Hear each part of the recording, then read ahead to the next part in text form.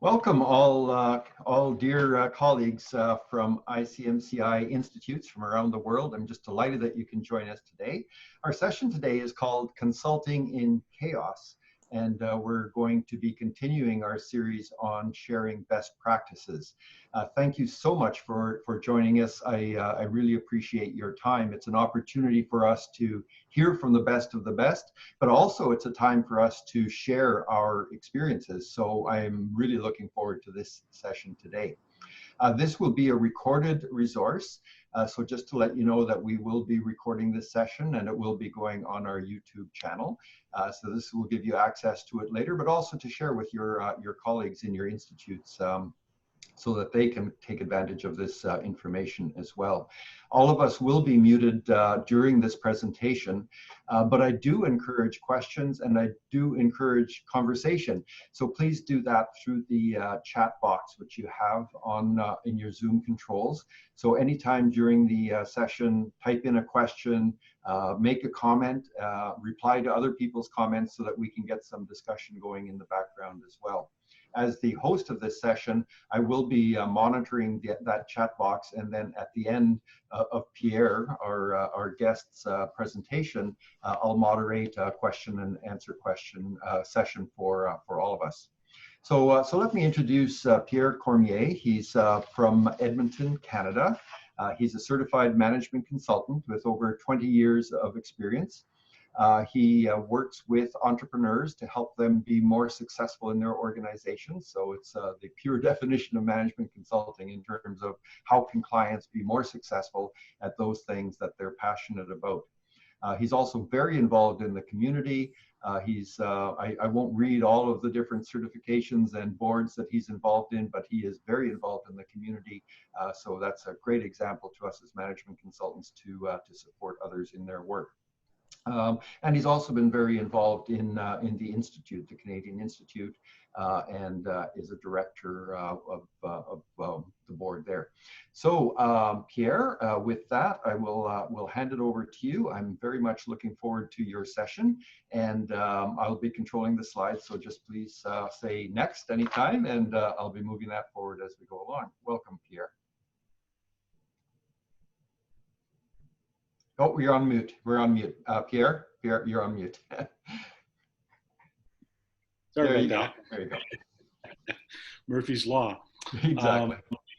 Thanks, Dwight. So good morning, good afternoon, good evening, everyone. And thanks for inviting me to chat about this really interesting project or program that we developed a number of years ago. Well, it's just a little bit over 4 years ago, and it was regarding a crisis or a disaster that was up in Fort McMurray, a town or a city, a small city of over 80,000 people. So we'll just get right into it. The next slide, please. So I guess our quick agenda is this introductions, which we've already begun.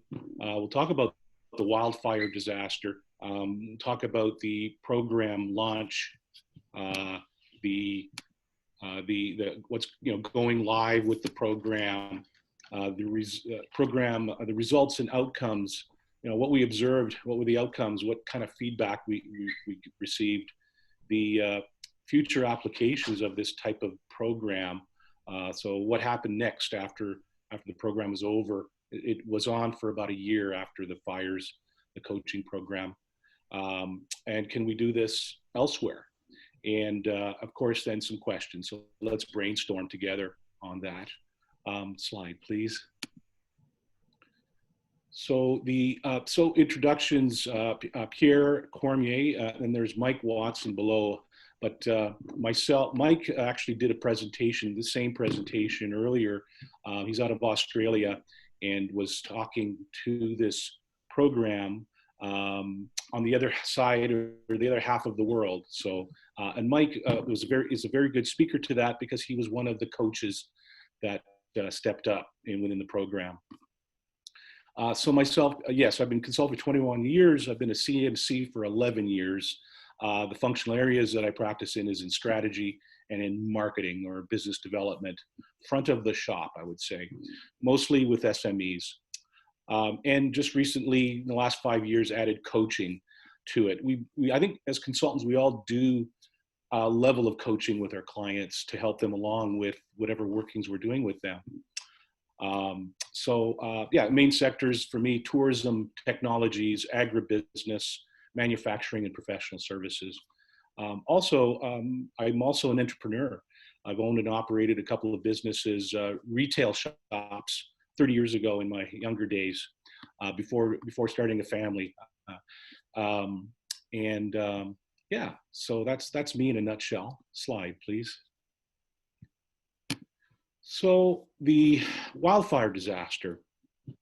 So the city of Fort McMurray, as you can see on the map, is north of Edmonton. Fort McMurray is famous for its oil deposits, the oil sands up there, which is huge.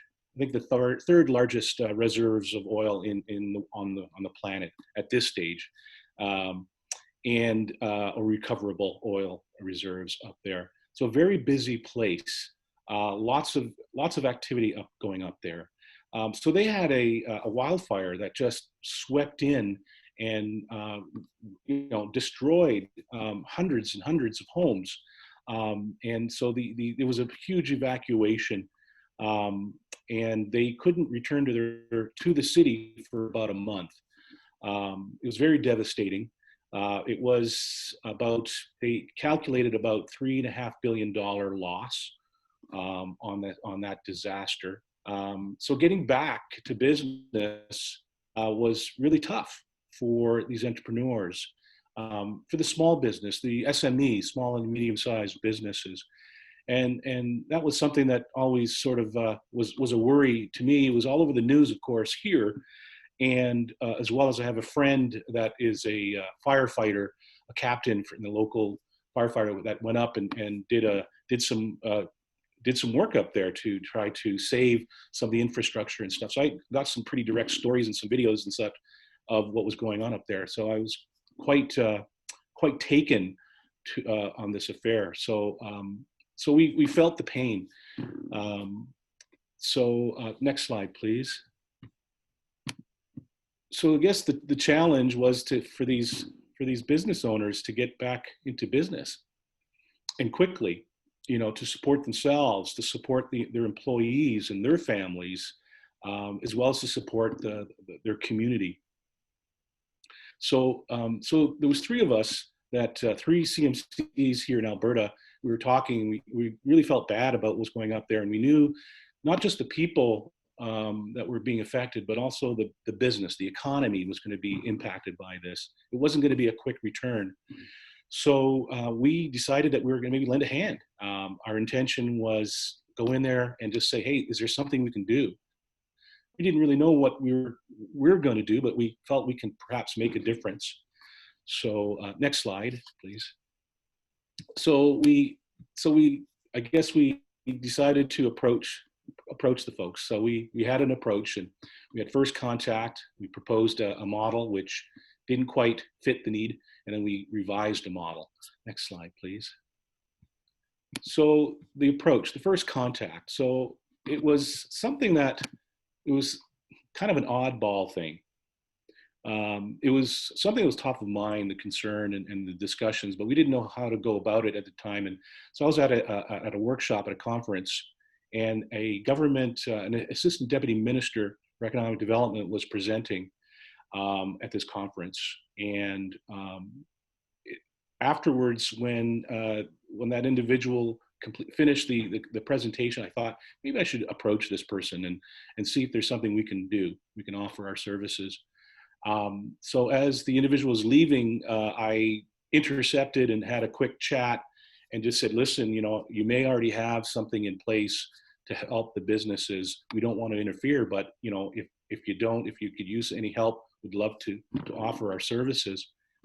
And so a week went by, and we were connected to the municipality in Fort McMurray, and had some really quick discussions. And we said, listen, we're not sure what you need, but we're here for you. What can we do?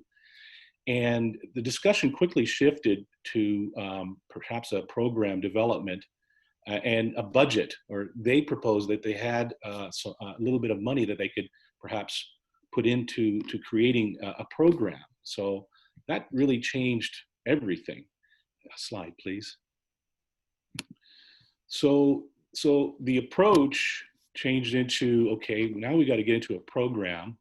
And what kind of program? Well, the program that we discussed was an existing program that CMC Canada has been delivering now for over 20 years through a government agency, a partnership with a government agency, a federal agency called the National Research Council.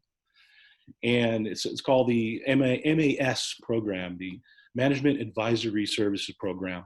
So it's basically a program that allows small and medium-sized technology companies access to up to a maximum of 40 hours of business management advice from a certified management consultant.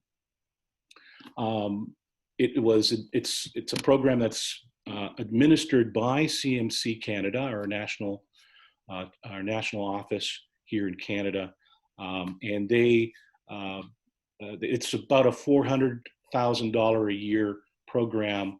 They typically provide about 75 to 100, depending of the year, engagements with these entrepreneurs. Very successful program. It's been going on for 20 years, and they renew it with CMC Canada. The federal government renews it every year on an annual basis. So seeing that it's been going on for over 20 years, it's successful. The results are really good. The feedback's really good from the clients. As a matter of fact, my partner Kelly and I, between us, we've done over maybe about 150 of these engagements in the last 20 years. Slide, please. So we presented that model, but unfortunately, with a small pot of money, the small budget they had, they would only maybe reach 16 or 18 different businesses. And there was a lot more that were affected, and they were really looking for something more, maybe something that could reach 60 or 80 business owners. So we talked about it. We started thinking about it, and so we developed a mini version of the MAS program. And it was a very more prescribed, very short term. These MASs would last about 3 months. But this, because of the urgent need and where people were very overwhelmed, they needed some immediate help, and they needed to get unstuck quickly. So we developed a very short version, 12-hour engagement, which included 3 coaching sessions of about an hour and a half each, and then some homework in between the meetings with the CMC on his or her own. And at the end, they developed a very brief but very practical action plan. Next slide, please. So so at the end, we agreed on a program. So we worked together with the client, with the municipality, their economic development people. So we figured it out. We weren't rigid in our proposal. We wanted to they were in the front lines. They knew what was going on better than us. So we really relied on them on giving us an idea of what was needed. So this is how this program came about and able to put it together. So the main thing was, that the objective was to deliver or work together to develop an action plan that could be implemented immediately with their immediate needs, regarding the recovery efforts and reopening, the restarting. Because these folks, these business owners, were still in shock. They're very overwhelmed. And by the way, that the dollars or the budget was provided by the provincial government to the municipality. So it was an emergency grant. Next slide, please. So then program launch. So we basically sent out an invitation to all our CMC sisters and brothers in Alberta. We have over 400 members. And we basically gave them a short overview of the program, of the challenge, and of the program that we agreed discussed with the municipality, including the fee structure. And you know, the fee was very much discounted, about 2/3. It was basically a third of what a typical fee would be for this type of work. We felt that we needed to reach out to as many businesses as possible, provide as much assistance as possible. So we felt it would be important for us to facilitate that by reducing our fees significantly.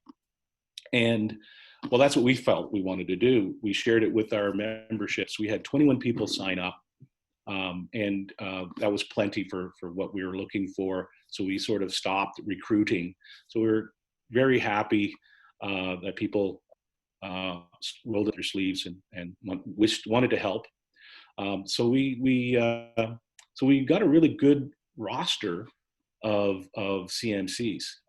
We had a good spread of skills and expertise. We had folks that covered all the functional areas of a business, you know, from strategy to HR, to operations, to finance, to technologies, to marketing.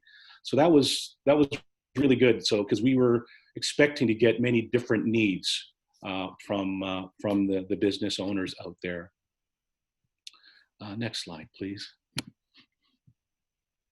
So program highlights. So we ended up working with 66 companies. Well, I should say we started working with 77. 77 signed up. 66 completed the program. Unfortunately, some went out of business. They just didn't make it. And some just were not as engaged. And no surprise, you would think people would be very engaged, but they weren't engaged because I would say they were so much under stress. They're juggling so many balls in the air that perhaps it was just too much and working on their business, working in their business to try to get it going and all of that, and looking after their families. Quite often their families were not in the city. They were still maybe in another city in the early days. So I think it was a lot of reasoning behind where they just dropped the ball and they just weren't able to keep up. So unfortunately, that was the case. But we did have 66 companies that completed the coaching program with our CMCs, with the 12 hours of support. It was done within, well, our goal was to complete it within 6 to 8 weeks. We quickly found out that it took longer than that. After each coaching session of the 3, there was basically homework, or the CMC was asking the business owner to start working on certain things, start taking actions, and then report back how things went, what worked, what didn't, why not. And then the coaching could continue from there. So there was some delays, obviously. It was somewhat chaotic in that city for quite some time. So things took longer than we expected, but really no surprise now, reflecting back. Often so we developed a matching system, a matrix to develop. We developed a way for a matching system for the skills to match the skills that the CMCs had versus what the needs were, and that proved out to be very effective. The meetings were conducted virtually. We had no CMCs up in Fort McMurray at that time. We do now, but at that time there was no CMCs. So all our CMCs were in Edmonton and Calgary and in some other communities in between. So the meetings were primarily over the telephone. Skype, Zoom, I don't know if even Zoom was around 4 years ago. But Skype was quite strong back then. So those were the ways that we were wanting to set up these meetings. And there was a few engagements were via video conferencing, but the majority of them were just via telephone conversations. by the way, virtually as well or remotely, we had two of the coaches, two of the CMCs that were working out of country, one in Europe and one in South America, and but they could easily work with the clients via telephone or video conferencing, and the business owners didn't have to pay a thing. It was a free service to them, and which I think that was very valuable for them too, under the stress that they were under and the lack of revenue that they were experiencing. So it was a good feature. Next slide, please. Highlights. Some more highlights is as I mentioned earlier, we had 21 consultants that signed up. There was 14 that were the coaches. We had 6 or 7, including me, as matchmakers. We had a expertise matrix, again, as I mentioned earlier.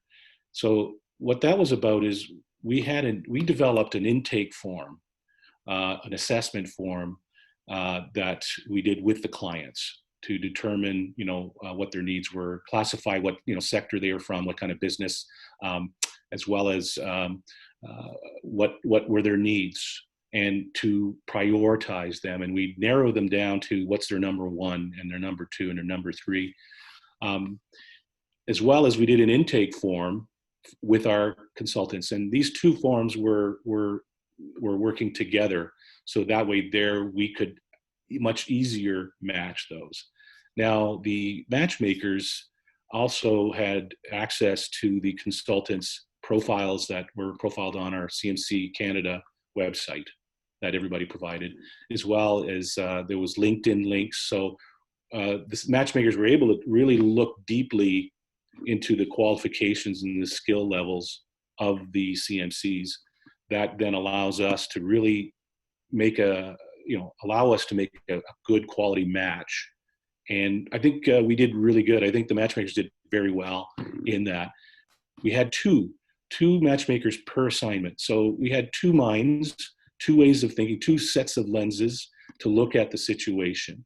And together, so the 2 CMCs would make an evaluation, make a recommendation. Basically, we had our top 3 picks of CMCs within our roster that would be able to do a good job here. And then together, the 2 CMCs would have discussions, compare notes, and then come to a consensus. So that worked very well and very efficiently and very effectively. We developed a very, I won't say rigid, but a very prescribed work plan. So a roadmap, I like to call it. And it basically all the steps that the coach would go through. So, it would really help them to visualize and to understand the coaching process. Many of the coaches, many of the CMCs didn't really do coaching. We had a few that actually were certified coaches, but the majority were not. And although they, like I said earlier, we all do a bit of coaching, like know it or not. So I think there was a comfort level, but still they really felt a need to have it, have the process nice and clear, simple, that they could follow. And as well as we provided a much simpler version of this roadmap to the clients. Then both people, when they start working together, they're both hitting the ground running. They both have a clear understanding of expectations and deliverables. And so that's as I mentioned before, a reduced rate, but everybody agreed to that. They're all good with that. Next slide, please. So some of the tools developed, quite honestly, it's not rocket science. So we developed a client questionnaire, an intake questionnaire, consultant intake questionnaire, as I mentioned before. We had a matchmaking team, and I described to you previously how that worked. Worked out really well. We had some client consultant agreement to engage. So, we needed to have a contract for all kinds of reasons, liability, as well as, clear understanding from each other what the expectations are. So we had a template. We developed an action plan, framework, and worksheet.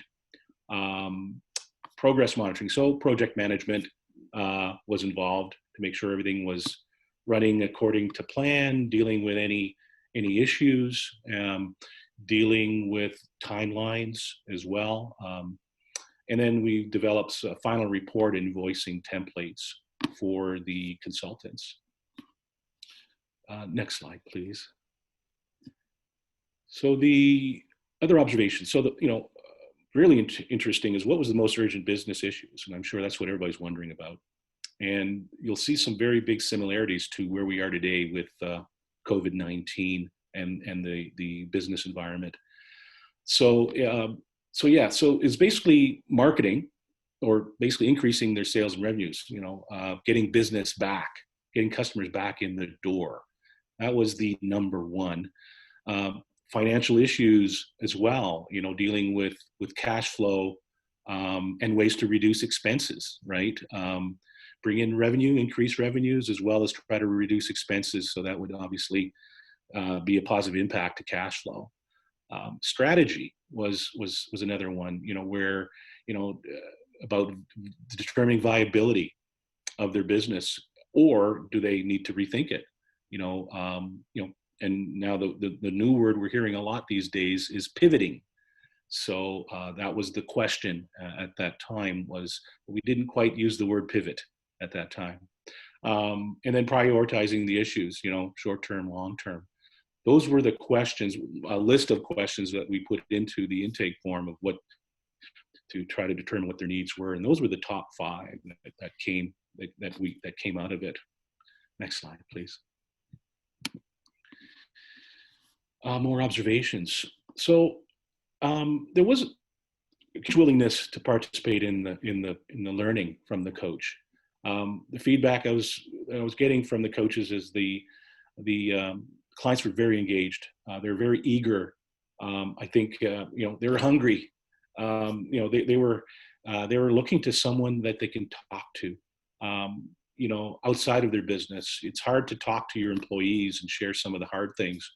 It's sometimes hard to go home and talk to your partners about the hard things. So I think just having someone there, a trusted advisor there to provide assistance and to listen and to empathize was very important, and I think very successful.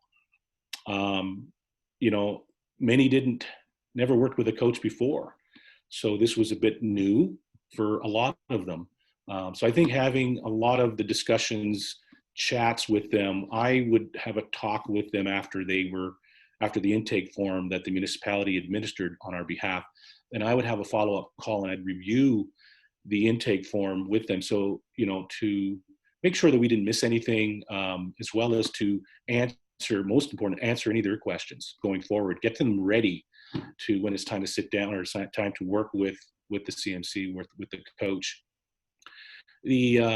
Also, and I don't think that's the surprise with especially small and medium-sized enterprise, lack of any planning documentation, very limited, strategy, business continuity, any type of business documentation or even planning more long-term, just wasn't really there even before the disaster. So this just made it really worse after the disaster. And I think I'm sure, I know we're seeing that again now with this pandemic crisis.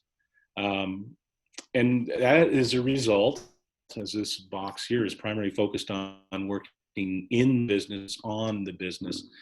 Many of these owners are working really hard to in the business that they just don't have, most of them don't have or make the time to work on their business more at a strategic level. And but another really good observation was the folks that took action, and they pretty well, I would say all of them did, and did really take the advice and the recommendations and suggestions from the CMCs seriously. They actually saw some results pretty quick. The coaches or the CMCs really went after low-hanging fruit, things that they do quickly, easily, to help build confidence, to help build some traction. So, that just goes to show that, they did get some expert advice and very practical advice. Next slide, please. So let's see, real results and outcomes. So as I said before, the advice was very practical, very effective, and that was the discussions that we had with the coaches prior to working with the clients. Is this is all short term. This is really now to deal with immediate. So we need to come with some very practical, very effective ways for them to get unstuck, to start moving forward. This would result with them gaining confidence, and they would continue to move forward. They would continue to take actions and so on. And we did get some testimonials from some feedback from these clients as well. Financial advice was very highly valued because, obviously they were feeling the pinch. They were closed for a month. Doesn't seem like a long time, but it is a long time. And then when they got back to business, or when they got back into out of the lockdown, the business, it wasn't back normal. Everything was very chaotic. So finances was very difficult for many. So there was a lot of discussions around that. Another practical way to help deal with those issues. As we know, the SMEs are not good at, or weak area for planning and keeping up with their books and their accounting, and their taxes, and submitting their taxes on time. Many were behind as well, unfortunately. So I think our coaches were put to the test, and they were dealing with many different areas within the business, the different functions, and I would say they performed tremendously. Next slide, please. Other outcomes. So the clients or the business owners were impressed, while the economic development folks with the municipality were also very impressed with the results. So we just needed to mention that too. They were happy for us that we lended a hand, and helping these businesses get better manage the task for reestablishing and strengthening their positioning as they came back. And some of the results that the municipality did on their survey with the clients was pretty positive, about how effective the CMCs were regarding their needs. So 4.2 out of 5. Quality of the advice given was 4.2 out of 5. Professionalism was rated 4.4 out of 5. So that was we were really happy to see that, and not really surprised, but because I think everybody, they had their heart in the right place, and they were giving a lot, and they were, quite honestly, they were giving more than the 12 hours. I did a straw poll with many of the CMCs, and they, I asked the question, are you putting in more than 12 hours? And on average, I did an average, and about 4.5 to 5 hours more than the 12 hours. So they were more than happy to help out, and to make a difference in the lives of these businesses and their families and the community itself. Next slide, please. More client testimonials. So other impacts beyond the primary goal was, we included some pretty fundamental business concepts, and we were able to teach the business owners these things that would help them to be more successful in the long term. And some of these comments or feedback that we received sort of would resonate that.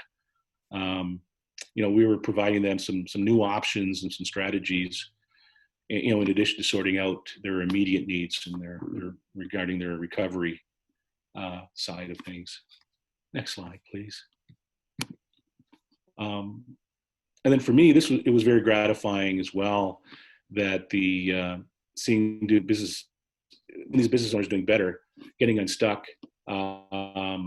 And I think, and gaining confidence. I think that was a big one that we were seeing. And I think the coaches felt really good about making a difference in these businesses, but also the people and their employees and the community at large. So I think that was very key. And again, some pretty good feedback that we got about the project, about the program.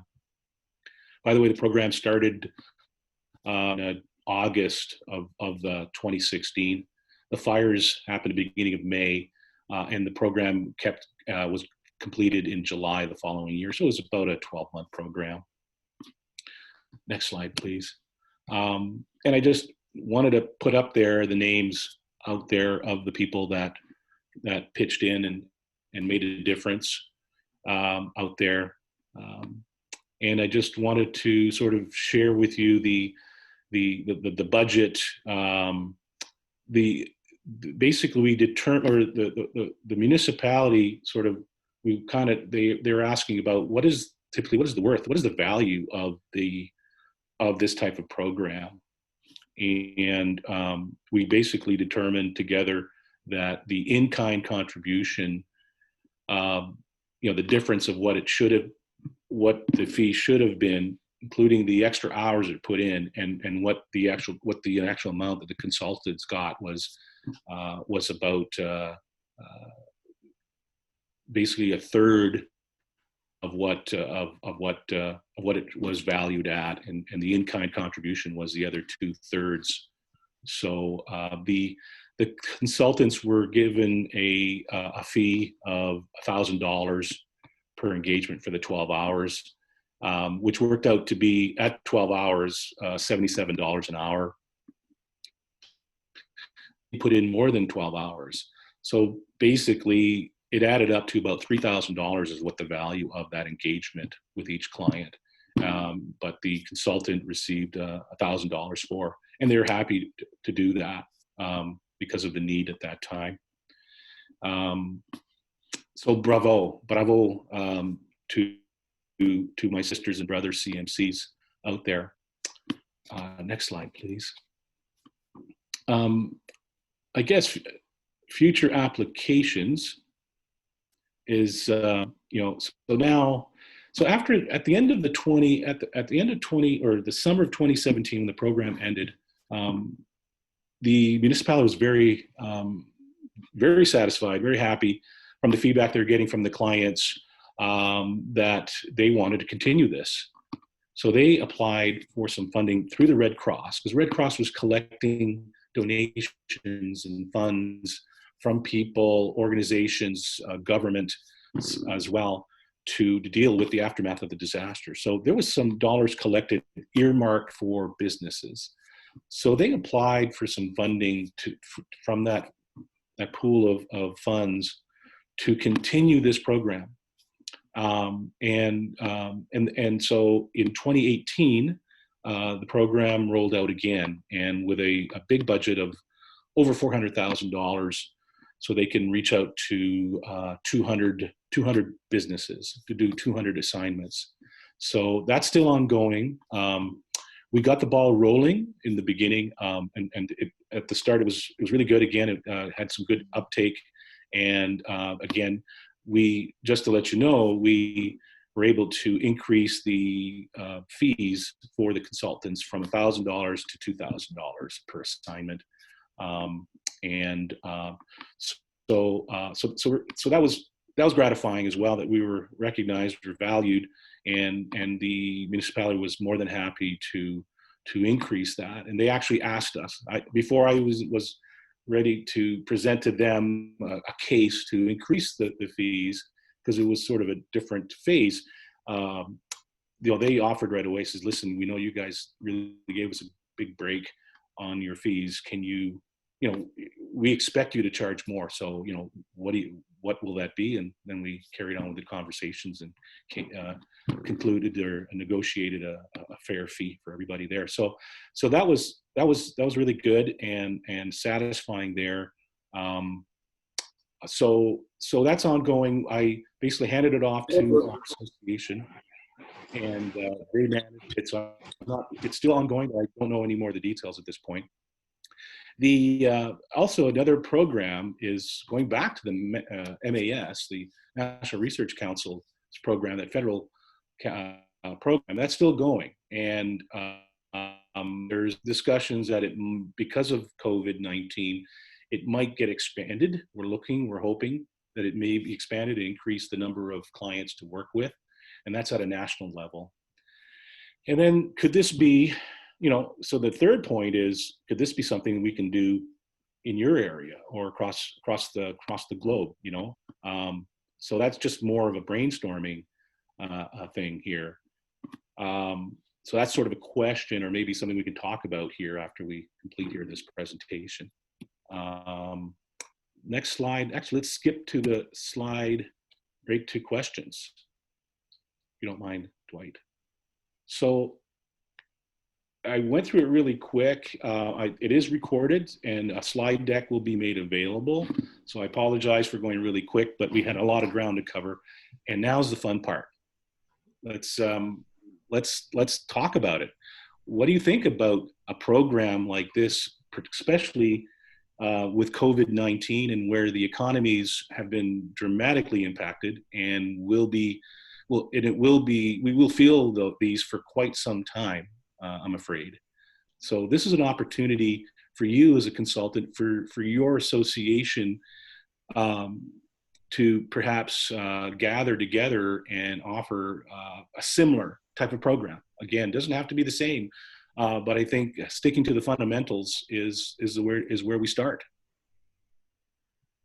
Well, thank you very much, Pierre. That was amazing. I really appreciate that presentation, and I'm sure that everyone got a lot of value. In fact, I know that because following the chat box, I can see a lot of the thanks and the congratulations that are coming in.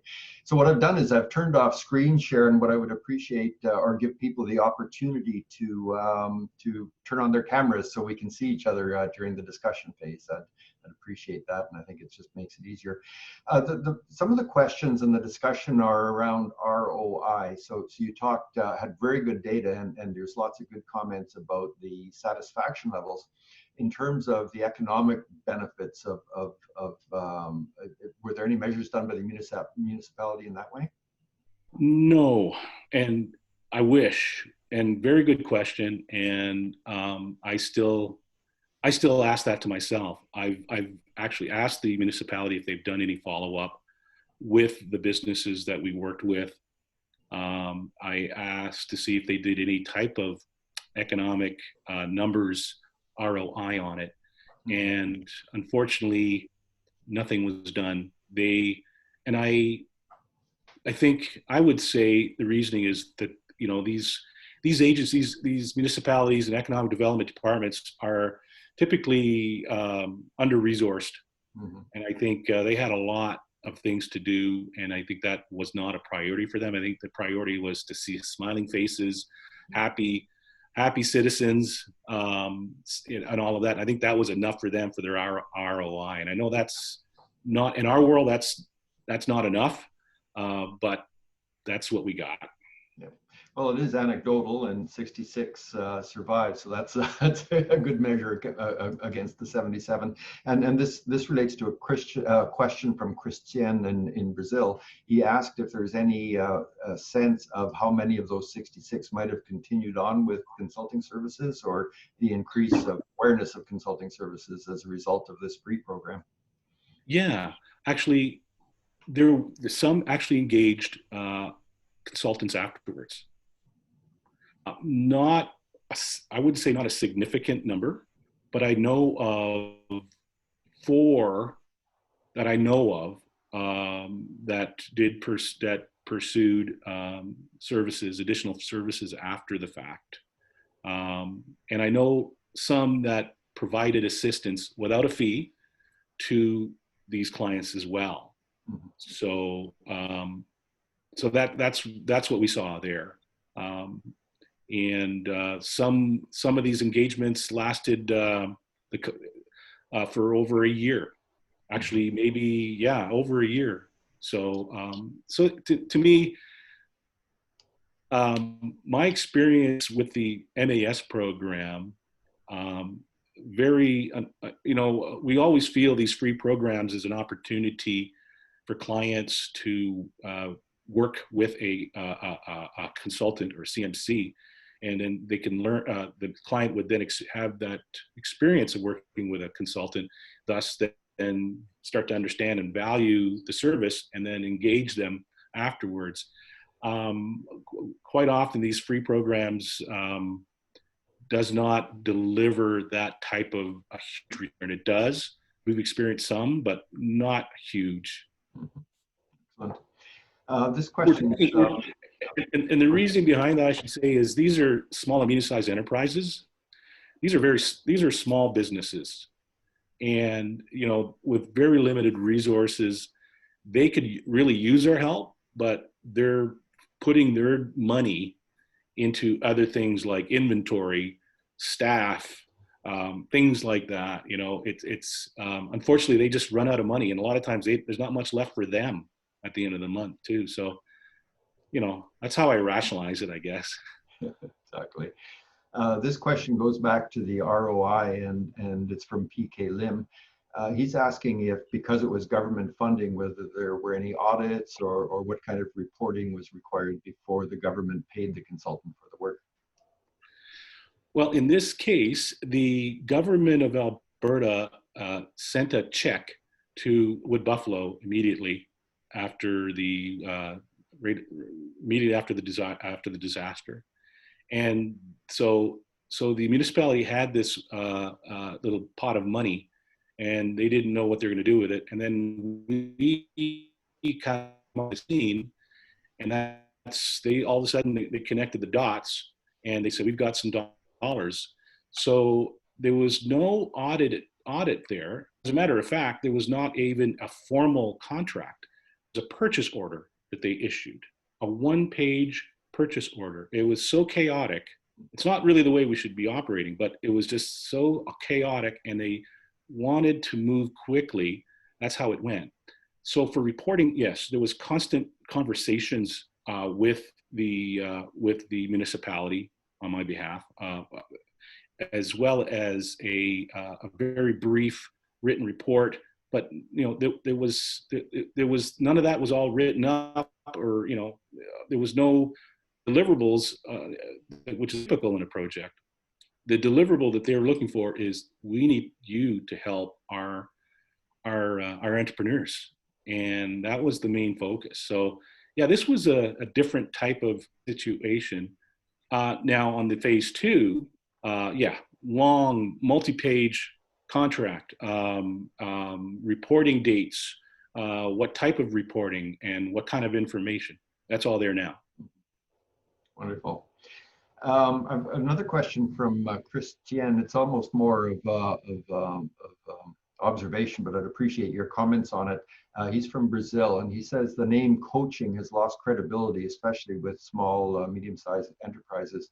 Did the program have any problems in that regard? And I'd also be interested in your perspective on that in today's world.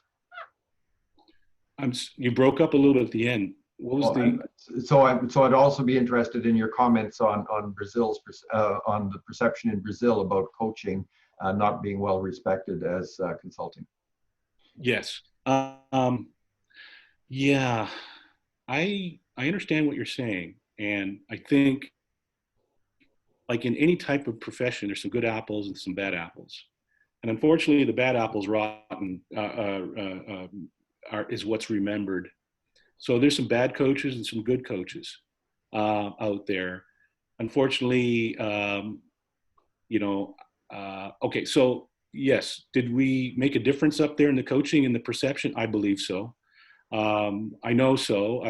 I've spoken with some of those people at the municipality have actually moved on to other municipalities and have been reaching out to me during this COVID. So they're convinced that this is a good program for right now. And so I've got one economic development officer working with the mayor and to talk and sharing. She just started working with him, so she's just sharing this type of solution. So I'm not sure if that was the question. I think we made a difference in our small little part of the world. Overall, I'm unsure. Excellent, thank you. This is more of a comment than a question from Fernando. He says, I think this is an excellent approach, and the current COVID-19 is a good comparison because it is a disaster and it was sudden. I know fees are important, but I think we need to assist where we can, at least for the moment. Our clients will, in the future engagements, remember our contribution, and in return, we will have a greater number of projects as a result. What are your thoughts about that, and what were your experience in that regard? Here. That was our intent. Show that we have a heart, and it's not about the money. Our intent was go in for free, just to make a little, make a little bit of a difference. And then they brought up the money because they wanted more, because I was promoting the idea, the MAS program, using that as the example, as a model. And I said, there's 3 of us here that, that can help you and help some of your businesses. So they thought bigger right away. They said, well, we've got a bit of a pot of money. We'd like to reach out to more businesses. And you have a whole, you say you've got over 400 CMCs in Alberta. Let's bring more people. And yes, we'll bring in more people. I'm sure of it. I'm sure I can bring other brothers and sisters to come and work and help. So that's why it was really, for me, it was important to if there were fees, we had to be not a token discount, but a significant discount to show our true commitment. And I think it's very much true today. I think I'm a big believer is you got to give before you can take. We have to prove ourselves. We have to show that, we have to show that we are there for the right reasons, and not just, to take advantage. Because that's what I keep hearing too in these webinars is this is a great opportunity to, they don't say take the word advantage, but so I think you're right. I 100% agree that we should go gentle and be compassionate about it. And then all good things will come to the one who waits, the one who's patient. That's what is building our brand and our reputation is about.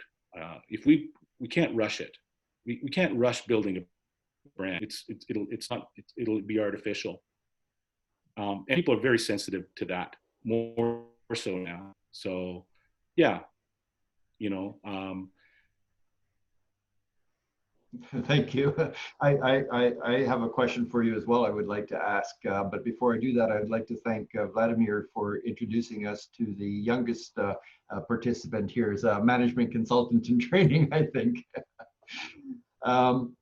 The question I have, my first career was in Red Cross, so my ears perked up immediately when you said that you'd accessed their disaster relief fund for management consulting services. So I'd never heard about that before. So could you just say a bit more about, did that in fact take place, and how it's going now?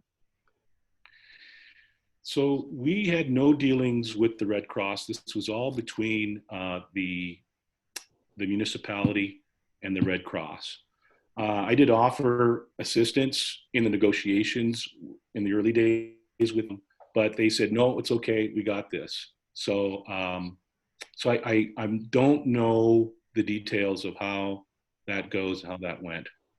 But that doesn't mean that CMCs or anyone could not approach the Red Cross and speak to this program, or speak to a program or a solution to help these entrepreneurs out there. I would hope, or I would think that everybody will welcome any type of suggestions or input. I think everybody's on guard a little bit, but yet I think people are looking for people that are willing to lend a hand. So I'm sorry, I can't. No, that's all right. It's great. I think it's a great model. I'll have to dig into that one a bit more myself. Good. So in I noticed a couple of questions about getting a copy of the slides, and Pierre and Mike, who presented this morning our time, will do that. So what will happen is tomorrow all registrants will receive an email from ICMCI Secretariat, and in there will be a link to the YouTube video, so you can share that, and also there will be a PDF of the slides that Pierre will provide to us later today, so that you will have access to those. So thank you. Here's a question from Nisambi in Jamaica. What method did you use to ensure the quality of the coaching? The method that I used, the quality of the coaching, I was in constant contact with the coaches to understand where they're at. I was providing some coaching to them as well. I was also getting some feedback from Wood Buffalo, and when there was some good issue, there was some positive issues, great, and reinforced things.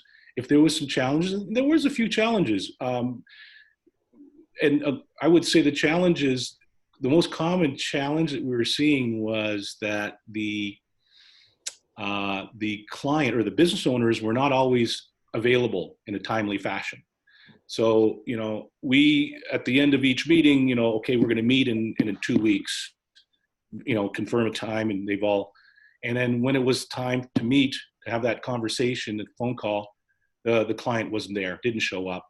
So that happened, often enough, too often. So I would get calls from the consultants or emails, and I'd be checking in. Either they would come to me and say, hey, this is, this is happening. Or when I'd be checking in, well, things are stalled because not around, So, and a lot of it was really just because maybe they weren't ready. They didn't have their homework completed in time. Another one was it's hunting season. And some of these entrepreneurs, they're gone for weeks. They're hunting moose up there. And, so sometimes some of their personal challenges or their personal favorite activities got in the way.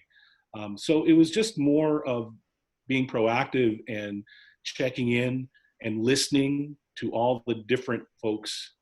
And if there was some challenges, I would reach out to the client. I would reach and find out what's the challenge. I would reach out to the consultant, what's the challenge, hear both sides, talk to them again, and share what I heard and what I think, and bring them back together. And we back together. We're able to resolve them. And communication is always a challenge. That's just human beings. We're coming up to the end, but I think we have time for one more quick question. And then at the end, Husseima is going to take a screen capture for our social media. So everybody have a smile. We'll give you a warning before, but we'll get you to look at your camera and smile. This is a follow-up question from Nisambi, and I'll elaborate it a bit because I had the same question in my mind. She was asking how you selected and assigned coaches to clients to ensure the best fit. And the elaboration I have is particularly around the functional versus the industry, because how did you manage, whether someone needed the industry experience or whether they had some functional expertise that might be more broadly helpful across the industries.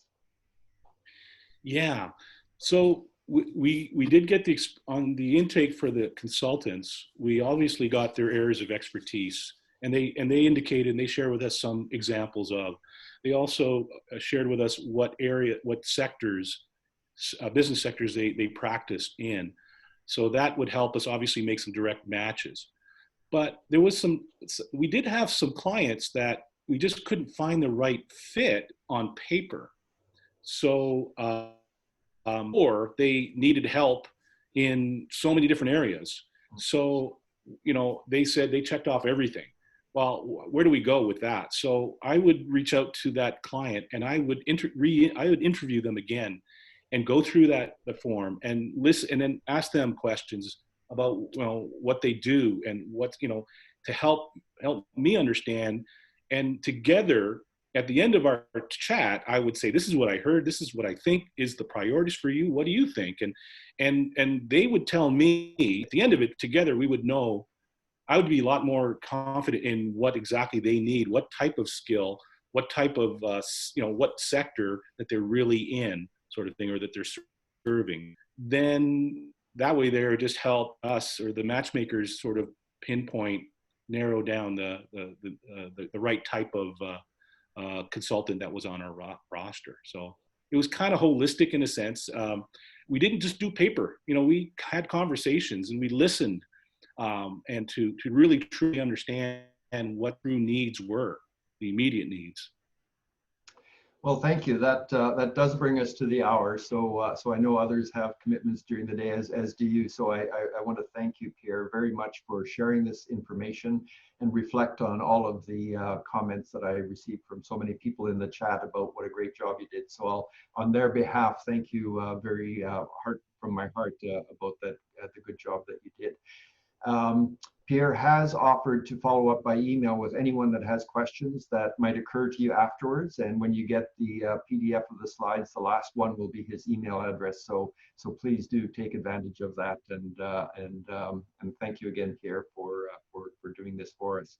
So turn on your cameras, please, and look at your camera, and give us a big smile for the social media post. And we'll be able to talk about the work we're doing. I will be taking the photo. So smile, everyone. Done. Just Wonderful. 1 second for me to take the second page as well.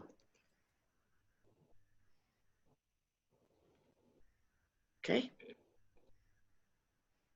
Done. Wonderful. Thank you all. Oh, thank you, Rima. I appreciate that. And thank you, everyone, for joining us today, and always for your contribution and making this such an excellent session of information sharing. And thank you again, Pierre, for your valuable time today and sharing this good information with us. So everyone have a great day, afternoon, or evening, depending on your time zone. Cheers, everyone. Bye. Thank you. Bye. Bye.